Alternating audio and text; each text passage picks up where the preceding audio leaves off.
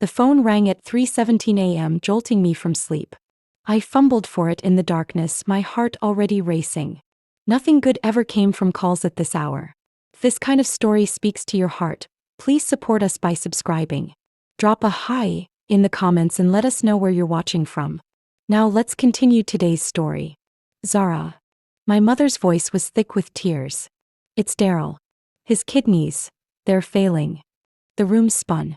My twin brother Daryl, 24 years old, full of life just last week when we'd grabbed dinner together. Now lying in a hospital bed with polycystic kidney disease that had somehow gone undetected until it was too late. How long does he have? I whispered, already knowing I didn't want the answer. Without a transplant? 6 months, maybe less. I was dressed and driving to the hospital within minutes. The fluorescent lights buzzed overhead as I found Daryl connected to tubes and machines. His usually warm brown skin looked ashen, his eyes sunken. This wasn't the brother who'd taught me to ride a bike, who'd walked me to school every day until high school. See? He croaked when he saw me. That old nickname hit different now. I'm scared. Without hesitation, I grabbed his hand. We'll figure this out. I promise. The doctor explained the urgency. Daryl needed a living donor. The waiting list was years long. I didn't even let him finish talking. Test me, I said firmly. I want to be his donor. Daryl tried to protest, but I squeezed his hand tighter. You're my twin. My other half. This isn't up for debate. 2 weeks later, the results came back. Perfect match. Surgery was scheduled immediately. The last thing I remembered before anesthesia was Daryl whispering, I owe you my life, see. I'll never forget this. I should have made him put that in writing. The surgery was brutal. While Daryl bounced back within weeks, I spent 2 months in agony. The kidney donation left me with chronic pain, fatigue, and strict dietary restrictions. My dreams of becoming a professional dancer were over. My body couldn't handle the physical demands anymore. But seeing Daryl healthy again made every sacrifice worth it. He was back to his old self, cracking jokes and making plans for the future. You saved my life, he said during one of his visits to my apartment. I'm going to make this count, see. I'm going to build something amazing. That's when he told me about his idea. A tech startup focused on health monitoring devices. Inspired by his near-death experience, he wanted to help others catch kidney disease early. I want you to be my business partner, he said, eyes bright with possibility. We'll call it Lifeguard Technologies. 50-50 split. I was still recovering, unable to work my old job as a dance instructor. The settlement from my botched appendectomy years earlier was running low. I don't have money to invest, Daryl. You already invested, he said, touching his side where my kidney now lived. You gave me life. That's worth more than money. We shook hands that day in my tiny apartment, both of us believing in the dream. I used my remaining $15,000 savings as seed money. Daryl handled the technical side while I managed operations from my laptop during recovery. Those early months were magical. We worked 18-hour days, surviving on ramen and determination. Daryl coded while I handled everything else. Marketing, legal paperwork, investor calls. We're going to change the world, Z, Daryl would say during our late-night strategy sessions. I believed him completely. We were twins, best friends, business partners. Nothing could tear us apart. That naive faith would cost me everything. 18 months after my donation, Lifeguard Technologies landed our first major contract. A hospital network wanted to pilot our early detection system across 20 facilities. The deal was worth $2.3 million. I was in my apartment, still managing most operations remotely due to ongoing health issues, when Daryl burst through my door with champagne. We did it, see. He was practically glowing. This is just the beginning. The celebration felt surreal. From my kidney donation to this moment, we'd built something real. The device could detect kidney problems months before traditional tests. It would save thousands of lives. I need to tell you something, Daryl said as we toasted with plastic cups. Sarah's pregnant. Sarah was his girlfriend of 3 years, a marketing executive he'd met at a networking event.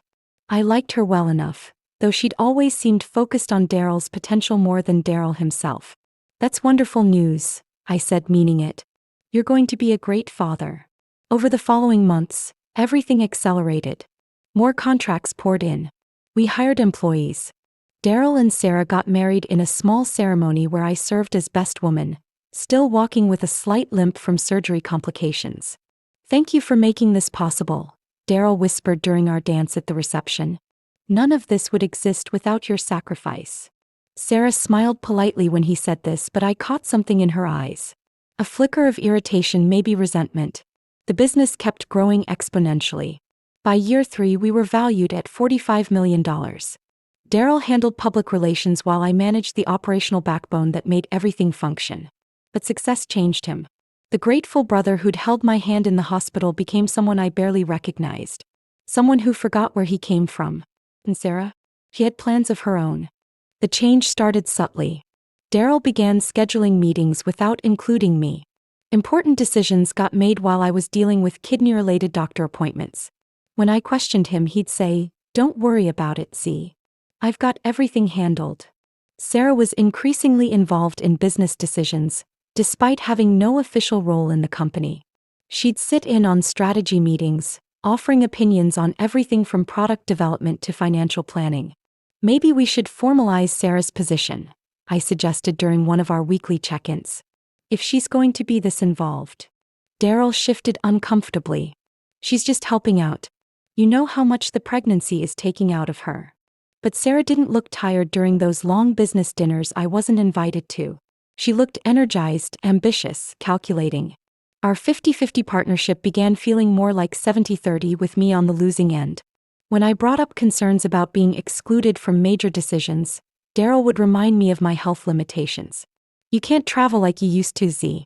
The investor meetings, the conferences, I need to handle those myself. He wasn't wrong. The kidney donation had left me with chronic fatigue and mobility issues. But I'd been managing the business successfully from behind the scenes for years. The breaking point came during our 4th year. We were preparing for a massive acquisition offer from a pharmaceutical giant. The deal would be worth over $200 million. I found out about the final negotiation meeting from our assistant. Wait, what meeting? I asked, confused. The closing meeting for the PharmaCorp deal. Tomorrow at 2 p.m. I called Daryl immediately. Why wasn't I told about this meeting? Long pause. Sarah thought it would be better if I handled the final negotiations alone. You know how these pharmaceutical executives are. They prefer dealing with the technical founder. Sarah thought. My voice was dangerously quiet. Since when does Sarah make decisions about our business? She's my wife, Z. And honestly, her MBA background is really helpful with these complex deals. That night I couldn't sleep. Something was very wrong. I started digging through company records, something I hadn't done thoroughly in months. What I found made my blood run cold. Over the past year, Daryl had been restructuring the company without my knowledge. Legal documents, filed quietly with the state, showed changes to our corporate structure. My ownership percentage had been gradually diluted through various legal maneuvers I didn't understand. I was now listed as owning 35% of the company instead of 50%. My hands shook as I called our business lawyer, James Lawrence, who'd handled our incorporation. Sarah, I was wondering when you'd reach out, James said carefully. I tried calling you several times about the amendments Daryl filed. What amendments? He said you'd approved them. Changes to the equity structure, addition of new board members. I have your electronic signature on all the documents. My electronic signature. Daryl had access to my email and digital signatures for routine business operations. I trusted him completely. James, I never approved any changes. I never even saw these documents. Silence on the other end. Then, Sarah, you need to come to my office immediately. And bring everything, all your original agreements, communication records, everything. The meeting with James was devastating. Daryl had systematically stolen 15% of my ownership through forged signatures and backdated documents. Sarah was now listed as a company officer with a significant equity stake. This is fraud, James said bluntly. We can fight this, but it'll be expensive and complicated. That evening, I confronted Daryl at his house. Sarah answered the door, her hand resting on her obviously pregnant belly. Sarah, what a surprise, she said with fake sweetness. Daryl is in his office. I found my brother reviewing acquisition documents. Our company was now worth $180 million, and if the PharmaCorp deal went through, It would be worth over $300 million. We need to talk, I said, closing the door. He looked up with that charming smile that used to make me feel safe. Now it just looked predatory. I know what you did, I said, placing the legal documents on Daryl's desk. The forged signatures, the diluted ownership, all of it. Daryl didn't even flinch. He leaned back in his chair, studying me like I was a problem to solve rather than his twin sister who'd saved his life. See, you're being dramatic. These were necessary business decisions. Necessary? You stole 15% of my company. Your company? He laughed, but there was no humor in it. Let's be realistic here. I'm the technical genius. I built the actual product. You just handled paperwork. The casual dismissal hit harder than a slap. I gave you my kidney, Daryl. I gave up my career, my health, everything so you could live to build this company. And I'm grateful, he said like he was talking to a child. But gratitude doesn't make you a tech entrepreneur. You're not equipped for this level of business. Sarah appeared in the doorway, clearly having been listening. Zara, you have to understand Daryl's position. He's the face of the company. Investors connect with him. Because I've been managing operations while dealing with medical complications from saving his life. That's exactly the problem, Sarah said, stepping fully into the room. Your health issues are a liability. What if something happens during a critical negotiation? What if your kidney problems get worse? My hands were shaking now. You planned this. Both of you. Daryl stood up, and for the first time I saw a stranger. Look, see, here's the reality. The PharmaCorp deal is worth $320 million. Your current 35% stake would make you incredibly wealthy. Don't be greedy. Greedy. I could barely breathe. I mortgaged my body and my future for this company. For you. And we appreciate that sacrifice, Sarah said smoothly. But business is business. You'll walk away with over $100 million. That's more money than you ever dreamed of. The worst part wasn't the theft. It was how little they cared about what they'd done to me. I hired the most aggressive business litigation firm in the city. Margaret Palmer, a sharp-eyed attorney with a reputation for destroying corporate fraudsters, took one look at my case and smiled like a shark. They got sloppy, she said, spreading the forged documents across her conference table. These digital signatures have timestamps that don't match. Electronic fingerprints that can be traced. We can prove fraud. But Daryl and Sarah had resources now. They hired a white shoe law firm and began a campaign to paint me as an unstable, bitter sister trying to destroy her brother's success. Their first move was a psychological evaluation request. They claimed my erratic behavior and conspiracy theories suggested mental health issues stemming from my medical trauma. They're trying to discredit you, Margaret explained. Make it seem like the kidney donation caused psychological damage that's affecting your judgment. The depositions were brutal. Sarah, now clearly showing her pregnancy, played the concerned sister-in-law perfectly. Zara has been struggling since her surgery, she testified, dabbing at fake tears. We've tried to help her, but she's become paranoid and accusatory. Daryl is heartbroken. Daryl's testimony was even worse. My own twin brother, the person I'd literally given part of my body to save, sat there in his expensive suit and calmly described me as unstable and obsessed with maintaining control. The donation was Zara's choice, he said. I never asked her to sacrifice her kidney. He volunteered. That doesn't give her the right to hold the company hostage. I watched from the plaintiff's table, remembering the scared man connected to machines, begging me to save his life. Meanwhile, the PharmaCorp deal moved forward. Every day we spent in litigation was another day my ownership became worth more, if I could prove it was rightfully mine. But Daryl had one more card to play. Just as our fraud case was gaining momentum, Daryl's lawyers filed a countersuit that made me physically sick. They were suing me for $50 million, claiming I had sabotaged the business through emotional manipulation and leveraging medical history for personal gain. But the worst part was buried on page 12 of the filing. They were claiming my kidney donation was coercive, and that I had pressured Daryl into accepting the organ to maintain control over his life and future business decisions. Margaret called me immediately. Zara, this is insane, but we need to discuss their strategy. They're trying to make your life-saving act seem predatory. I couldn't speak for several minutes. They were twisting the most selfless thing I'd ever done into something manipulative and controlling. The media picked up the story within hours. Sister Sue's brother after kidney donation goes wrong. The headlines made me sound like a monster. Sarah gave an exclusive interview to a major network, cradling her pregnant belly while describing how difficult it had been to watch Daryl struggle with guilt over accepting my kidney. Zara made sure Daryl never forgot what she'd done for him, Sarah told the cameras. She would bring up the donation whenever business decisions didn't go her way.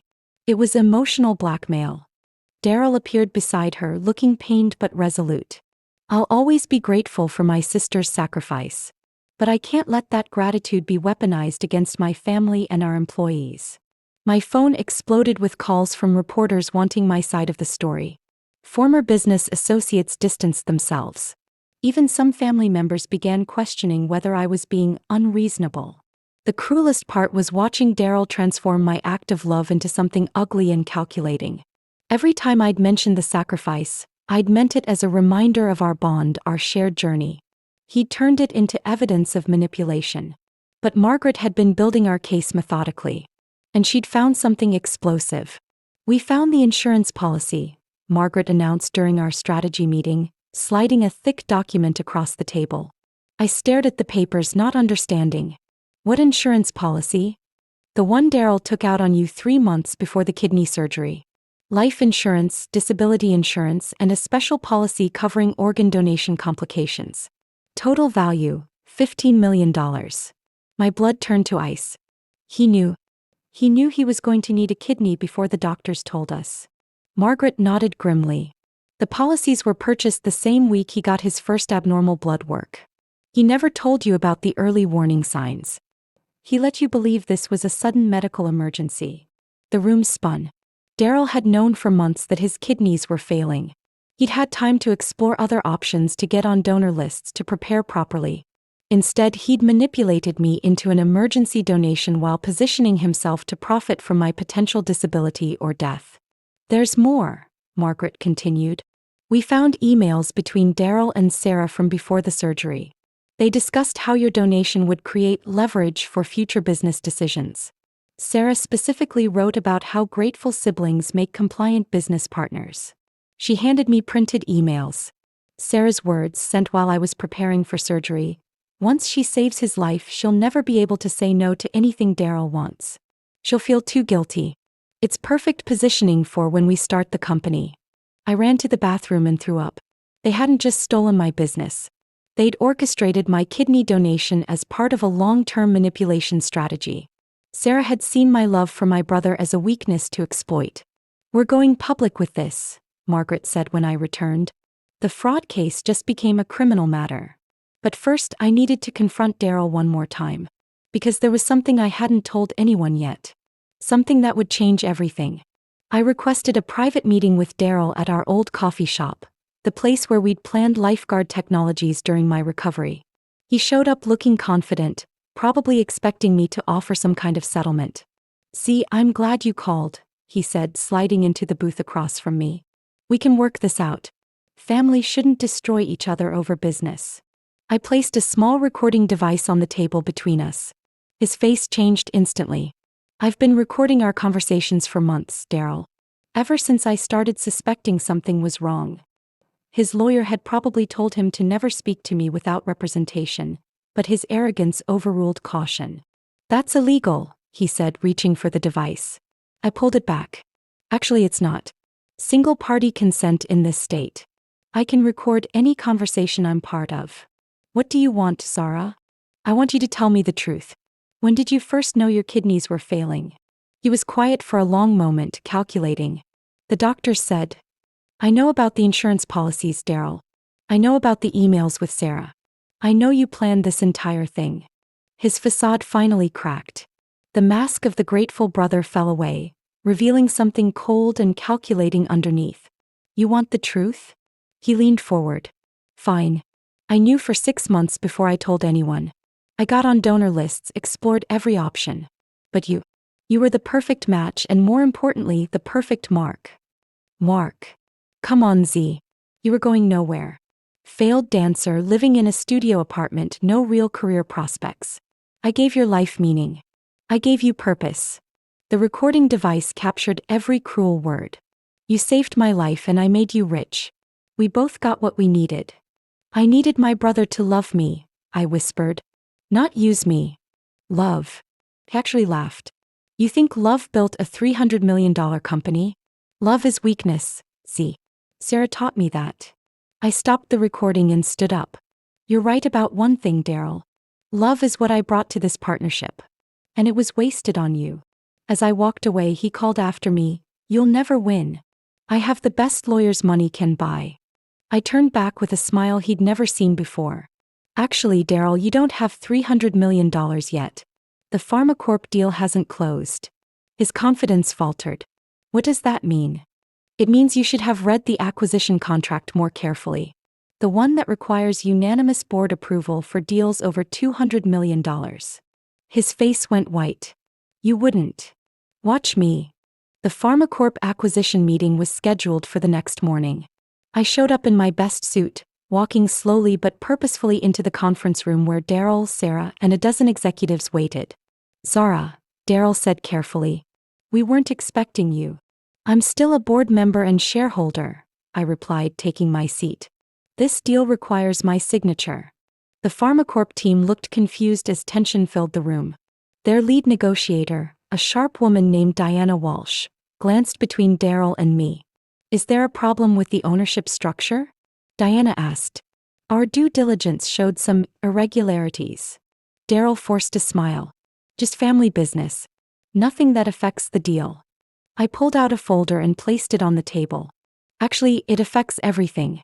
PharmaCorp is trying to acquire assets that were obtained through fraud. The room went dead silent.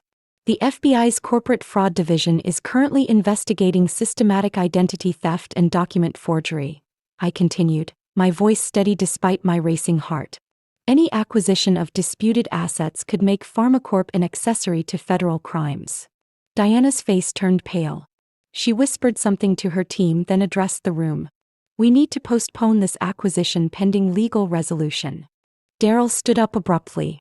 Zara, you're destroying everything we built. No, the how? I'm protecting what I built from the people who stole it. Sarah tried a different approach, her voice honeyed with fake concern.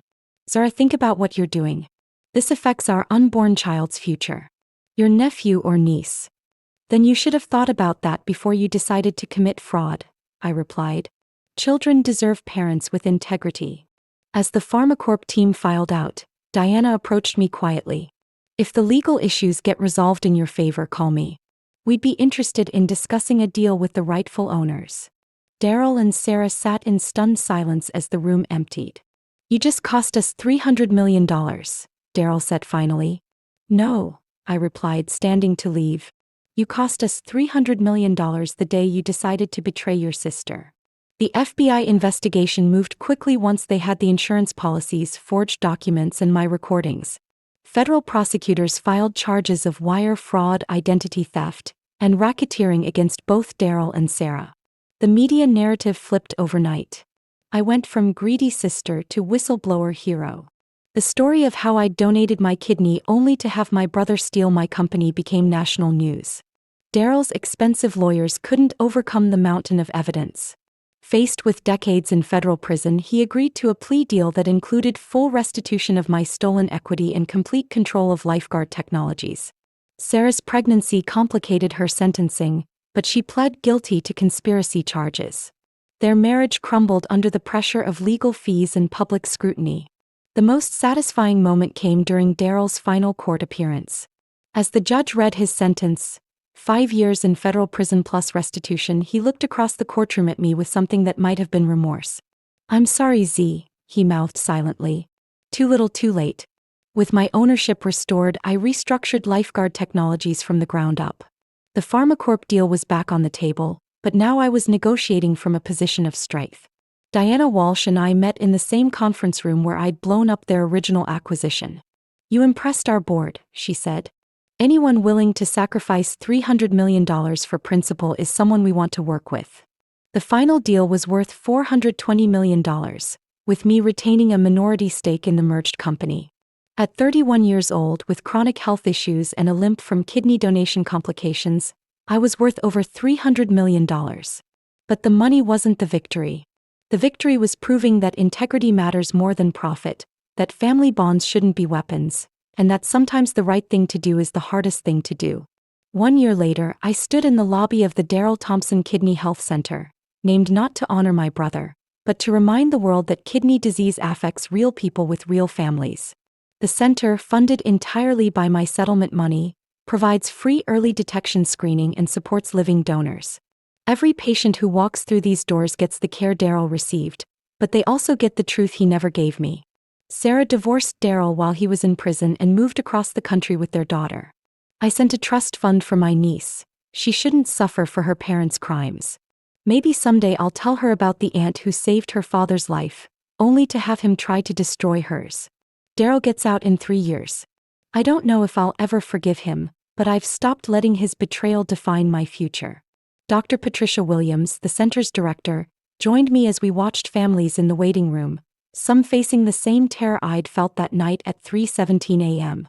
"Any regrets?" she asked. I touched the scar on my side where they'd taken my kidney. Some days it still ached, especially when it rained. But that scar represented the best part of me. The part that loved without conditions, that sacrificed without expecting returns.